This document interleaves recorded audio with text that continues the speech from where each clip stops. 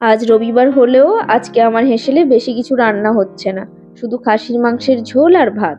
এখন 11টা বাজে, একেবারে স্নান করে নিয়ে তারপরে রান্নাঘরে ঢুকলাম। একদিকে ভাত চাপিয়ে দিয়েছি আর একদিকে মাংসের আলুগুলো কেটে ভাজতে বসিয়ে দিলাম। বেড়াতে যেতে তো খুব ভালো লাগে, কিন্তু এই আসার পর এত জামা কাপড় কাচতে হয়। দুজনে মিলে পুরো এক ছাদ আজকে জামা কাপড় কেচেছি। কোমর আর সইছে না, তাই আর কোনো রান্না করব না।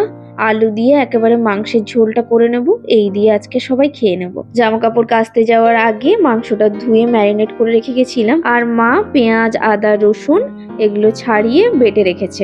হাতের কাছে মোটামুটি সবকিছু গোছানোই আছে, বেশি সময় লাগবে না আশা করি রান্না করতে। আলুগুলো এবার ভেজে নিলাম।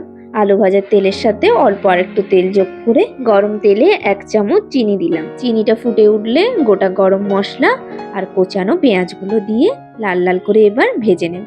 অল্প একটু নুন দিয়ে নিলাম, তাহলে পেঁয়াজটা তাড়াতাড়ি নরম হয়ে যাবে। পেঁয়াজটা 80% ভাজা হয়ে গেলে এখন বেটে রাখা রসুনটা দিয়ে নেব।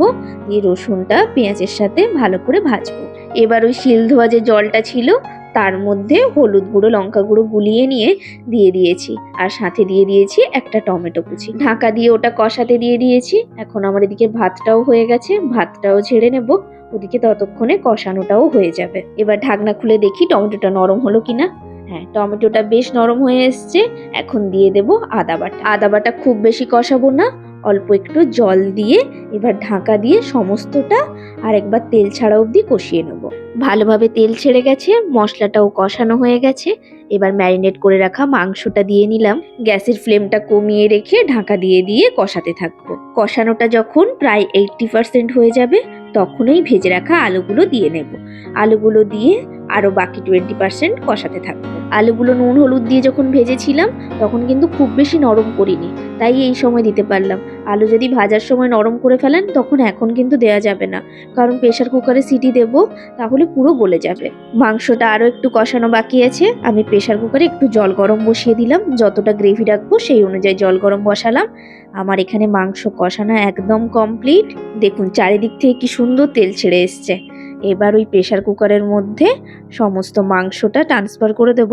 আমি যতটা ঝোল রাখবো সেই অনুযায়ী জলটাকে গরম করে নিয়েছিলাম। যেহেতু আমি আজকে ঝোল করছি তাই একটু বেশি পরিমাণেই নিয়েছি, আপনারা কষা করলে জলটা একটু কমিয়ে নেবেন। মাংসটা ফুটে ওঠা অবধি কিন্তু ঢাকা লাগাবো না। ফুট উঠে গেলে নুনটা লাস্টবার চেক করে দিয়ে তারপর ঢাকনা লাগাবো, কারণ এরপরে আর চেক করব না, একদম খাওয়ার সময় খুলবো। আজ আসি, অসংখ্য ধন্যবাদ ভিডিওটি দেখার জন্য।